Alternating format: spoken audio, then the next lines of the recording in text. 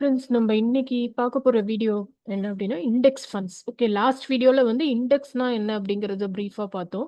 இப்போ index funds இதோட இன்னொரு டெர்மினாலஜி என்னன்னா இடிஎஃப்னு சொல்லுவாங்க. இண்டெக்ஸ் ஃபண்ட்ஸ்னு சொல்லலாம், இடிஎஃப்னு சொல்லலாம். இடிஎஃபோட எக்ஸ்பேன்ஷன் என்னன்னா exchange traded funds. Okay, so index ஃபண்ட்னா என்ன? இப்போ வந்து இண்டெக்ஸ்னா இப்போ நிஃப்டி ஃபிஃப்டிங்கிறது ஒரு இண்டெக்ஸ்ன்னு சொன்னோம். இப்போ நான் டைரக்டா வந்து எதர் என்னோட இன்வெஸ்ட்மெண்ட் அமௌண்ட் வச்சு நிஃப்டி ஃபிஃப்டியில் இருக்கிற 50 கம்பெனிஸும் இண்டிவிஜுவலாக இன்வெஸ்ட் பண்ணலாம்.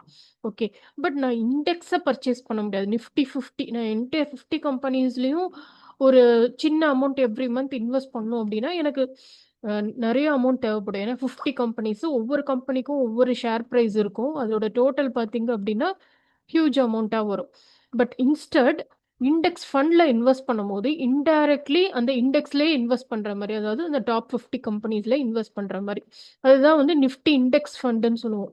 ஸோ நிஃப்டி ஃபிஃப்டியில் 50 கம்பெனிஸ் இருக்கு. அந்த சேம் 50 கம்பெனிஸ் தான் வந்து இண்டெக்ஸ் ஃபண்ட்லேயும் ஒரு பார்ட்டா இருக்கும்.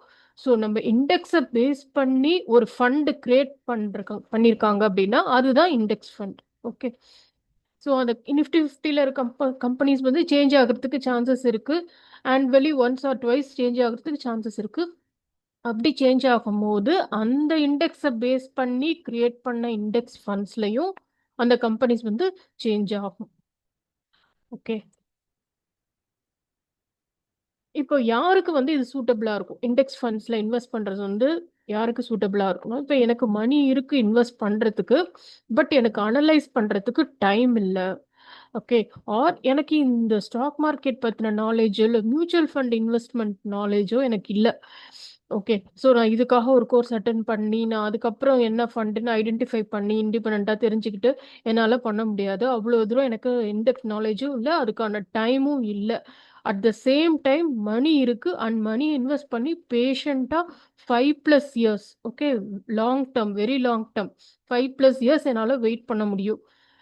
ஏன்னா வந்து இன்வெஸ்ட்மெண்ட்னாலே பேசிக்கே வந்து பேஷன்ஸ் தான். ஓகே, இன்னைக்கு பணம் போட்டுட்டு ஓவர் நைட்ல நம்ம பணம் எடுக்கணும் அப்படின்னு நினைச்சா அது வந்து இன்வெஸ்ட்மெண்ட்டே கிடையாது. That is greediness. ஓகே, அது வந்து லாங் லாங் ரன்ல ஒர்க் அவுட்டும் ஆகாது. ஸோ அந்த மாதிரி பேஷன்ஸ் இருக்கு. 5+ இயர்ஸ் ஆகுது நான் கண்டிப்பா வெயிட் பண்ற பேஷன்ஸ் இருக்கு அப்படின்னா இந்த கிரைட்டீரியால நீங்க ஃபாலோ ஆகுறீங்க அப்படின்னா கண்டிப்பா உங்களுக்கான இன்வெஸ்ட்மெண்ட் அரேனா வந்து இண்டெக்ஸ் ஃபண்ட்ஸ் தான். ஸோ இண்டெக்ஸ் ஃபண்ட்ஸ்னா என்ன?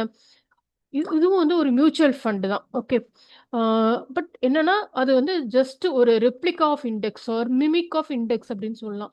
இதை வந்து ஒரு ஸ்டாக்காகவும் கன்சிடர் பண்ணலாம், ஒரு ஃபண்டாகவும் கன்சிடர் பண்ணலாம் அப்படின்னு நான் சொல்லுவேன். ஏன் அப்படின்னா இப்போ ஒரு கம்பெனியோட ஸ்டாக் ப்ரைஸ் எப்படி ஃப்ளக்சுவேட் ஆகிட்டே இருக்கு, everyday within the market hours fluctuate ஆகிட்டே இருக்கோ, அது மாதிரி இந்த இண்டெக்ஸ் ஃபண்டும் வந்து அந்த ப்ரைஸ் வந்து நம்மளால பார்க்க முடியும், அது ஃப்ளக்சுவேட் ஆகிட்டே இருக்கும். ஓகே, ஸோ மியூச்சுவல் ஃபண்ட் பார்த்தீங்க அப்படின்னா நம்ம எவ்ரி மந்த் இன்வெஸ்ட் பண்ணும்போது அது யூனிட்ஸாக கன்வெர்ட் ஆகி நம்மளோட டிமேட் அக்கௌண்ட்ல காட்டும். பட் இது அப்படி இல்லை. நம்ம ஸ்டாக் எப்படி வாங்கினா இவ்வளோ குவான்டிட்டி, இவ்வளோ அமௌண்ட் இன்வெஸ்டட், இன்னைய தேதிக்கு இவ்வளோ ரிட்டர்ன்ஸ் அப்படின்னு காட்டுதோ அது மாதிரி நம்ம நார்மல் டிமேட் அக்கௌண்ட்ல நீங்கள் வாங்குற இடிஎஃப்ஸ் வந்து உங்களுக்கு டெலிவரி ஆர்டர்ஸாக காமிக்கும். அண்ட் உங்களால் அதை வந்து ட்ராக் பண்ணவும் முடியும்.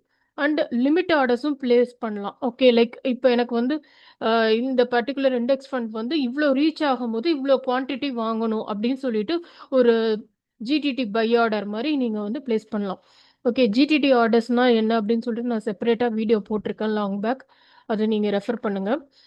ஓகே, நெக்ஸ்ட் வந்து ஸோ இது வந்து ஒரு ஸ்டாக்காகவும் கன்சிடர் பண்ணலாம், நம்ம மியூச்சுவல் ஃபண்டாகவும் கன்சிடர் பண்ணலாம். அண்ட் இது வந்து நிஃப்டி இப்போ ஒரு இண்டெக்ஸை பேஸ் பண்ணி ஒரு ஃபண்டு நம்ம இது பண்றோம் அப்படின்னா அந்த இண்டெக்ஸ் வந்து ரொம்ப ஃப்ரீக்வெண்ட்டாக சேஞ்ச் ஆகுது இல்லை, இயர்லி ஒன்ஸ் ஆர் ட்வைஸ் தான் சேஞ்ச் ஆகும். ஓகே, பட் ஆனால் ஒரு மியூச்சுவல் ஃபண்டில் நீங்கள் இன்வெஸ்ட் பண்ணுறீங்க அப்படின்னா அது உள்ளே இருக்கிற கம்பெனிஸை எத்தனை தடவை வேணாலும் அவங்க சேஞ்ச் பண்ணலாம். அண்ட் நீங்கள் அது அப்போ அங்கே வந்து போர்ட்ஃபோலியோ வந்து அந்த டேர்ன் ஓவர் ரேஷியோங்கிறது ஜாஸ்தியாக இருக்கும். ஏன்னா இப்போ ஒரு பர்டிகுலர் மியூச்சுவல் ஃபண்டில் 150 கம்பெனிஸ் கன்ஸ்டிடியூயன்ட் கம்பெனிஸ் இருக்குன்னு வச்சுக்கோங்களேன். அதை வந்து மேனேஜ் பண்ணுறது யாரு? Fund manager. அவங்க எத்தனை நம்பர் ஆஃப் டைம்ஸ் வேணாலும் அந்த 150 கம்பெனிஸில் சில கம்பெனிஸ் ரிமூவ் பண்ணலாம், சில கம்பெனிஸ் ஆட் பண்ணலாம், சில கம்பெனிஸோட பர்சன்டேஜ் ஆஃப் அலோகேஷனை இன்க்ரீஸ் பண்ணலாம், டிக்ரீஸ் பண்ணலாம்.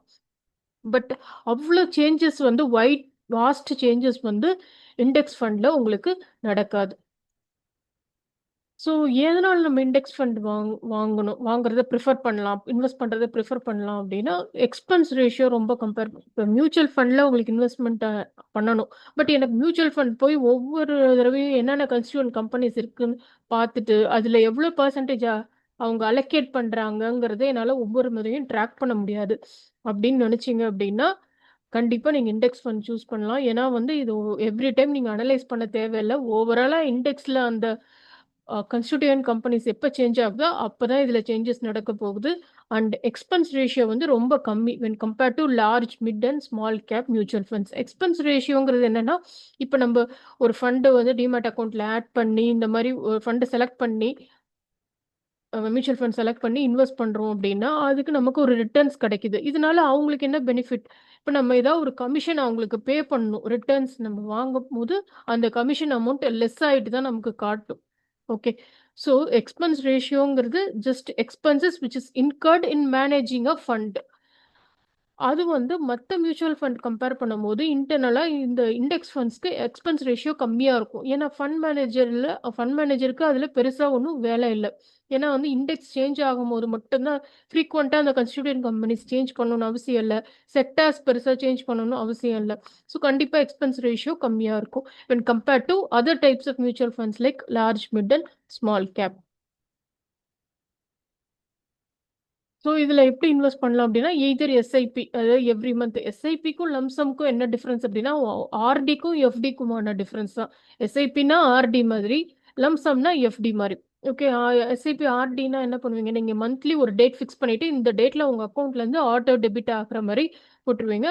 ஸோ ஆட்டோமேட்டிக்காக உங்கள் ஆர்டி அக்கௌண்ட்டுக்கு போயிடும். எஃப்டினா ஃபிக்ஸட் டெபாசிட்னா ஒரே டைம் ஒரு பல்காக ஒரு அமௌண்ட்டை வந்து இத்தனை இயர்ஸ்க்கு அப்படின்னு சொல்லிட்டு போடுவீங்க.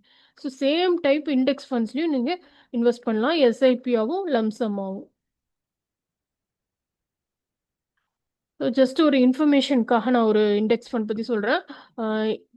Vanguard S&P 500 index fund.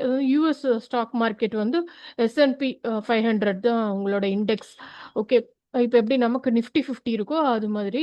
So அந்த இண்டெக்ஸ் ஃபண்டோட ஏயுஎம் சைஸ் பார்த்தீங்க அப்படின்னா என்டையர் இந்தியாவோட மியூச்சுவல் ஃபண்டோட என்டையர் எல்லா கம்பெனியோட மியூச்சுவல் ஃபண்ட்ஸோட மொத்த சைஸ், ஏயுஎம் சைஸோட இது வந்து ஜாஸ்தியாக இருக்கு. ஓகே. இது ஜஸ்ட் ஒரு இன்ஃபர்மேஷனுக்காக உங்களுக்கு சொல்கிறேன். ஏன்னா சில பேர் வீடியோ பார்க்குறவங்க வந்து அப்ராடில் இருக்கிறவங்களாவும் இருப்பாங்க. ஸோ நீங்கள் வந்து அங்கே இருக்கிற மார்க்கெட்ஸில் இன்வெஸ்ட் பண்ணணுன்னா மேபி இந்த இண்டெக்ஸ் ஃபண்ட் வந்து நீங்கள் சூஸ் பண்ணி அனலைஸ் பண்ணலாம். ஓகே. ஏன்னா ஏயுஎம் நம்ம ஏன் பார்க்குறோம் அப்படின்னா அசட்ஸ் ஏயுஎம் ஜாஸ்தியாக இருந்ததுன்னா அங்கே இன்வெஸ்டர்ஸ் கான்சென்ட்ரேஷன் ஜாஸ்தியாக இருக்குன்னு அர்த்தம். அங்கே நிறைய பார்ட்டிசிபேஷன் இருக்குன்னு அர்த்தம். ஏயுஎம் ஜாஸ்தியாக இருக்கனால ரிட்டர்ன்ஸ் ஜாஸ்தி, ஏயுஎம் கம்மியாக இருக்கனால ரிட்டர்ன்ஸ் கம்மி அப்படின்னு இம்ப்ளிகேஷன் கிடையாது. But it is one of the plus points. So அதுக்காக நான் ஜஸ்ட் ஒரு சின்ன டிப் கொடுத்துருக்கேன். ஸோ இண்டெக்ஸ் ஃபண்டோட கான்செப்ட் இதுதான். ஸ்பெசிஃபிக்காக எப்படி இண்டெக்ஸ் ஃபண்ட் நம்ம செலக்ட் பண்ணலாம் அப்படிங்கிறத நான் செப்பரேட் வீடியோவாக போடுறேன். ஸோ இந்த வீடியோவில் உங்களுக்கு ஏதாவது டவுட்ஸ் இருந்ததுன்னா கமெண்ட் செக்ஷனில் எனக்கு கமெண்ட் பண்ணுங்கள். கண்டிப்பாக நம்ம சேனல் சப்ஸ்கிரைப் பண்ணுங்கள். உங்களோட ஃப்ரெண்ட்ஸ் யாராவது இது மாதிரி பேசிக்ஸ் கான்செப்ட் என்ன அப்படிங்கிறத லேர்ன் பண்ணணும்னு நினைக்கிறாங்க அப்படின்னா கண்டிப்பாக நம்மளோட சேனலில் உங்களுக்கு ஷேர் பண்ணுங்கள், லிங்க் ஷேர் பண்ணுங்கள். Thank you friends.